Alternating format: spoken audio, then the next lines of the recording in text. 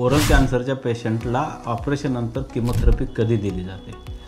Majority times oral कॅन्सरच्या पेशंटला chemotherapy ही रेडिएशनबरोबर दिली जाते ऑपरेशननंतर. ज्यावेळेस एखाद्या पेशंटचं ऑपरेशन होतं त्याच्यानंतर जो पॅथॉलॉजीचा रिपोर्ट असतो तो बघितला जातो. त्याच्यात जर गंडमाच्या गाठीत आजार पसरून तो फुटला असेल किंवा मार्जिन क्लोज असतील किंवा अजून काही ॲडवर्स प्रोग्नोस्टिक फॅक्टर असतील तर अशा वेळेस पेशंटला रेडिएशन दिलं जातं. ते रेडिएशन 6 आठवडे चालतं. रोज 5-5 मिनिट असं Monday to Friday, Saturday Sunday सुट्टी असते आणि प्रत्येक मंडेला एक किमोथेरपीचं इंजेक्शन दिलं जातं. एक छोटं इंजेक्शन असतं.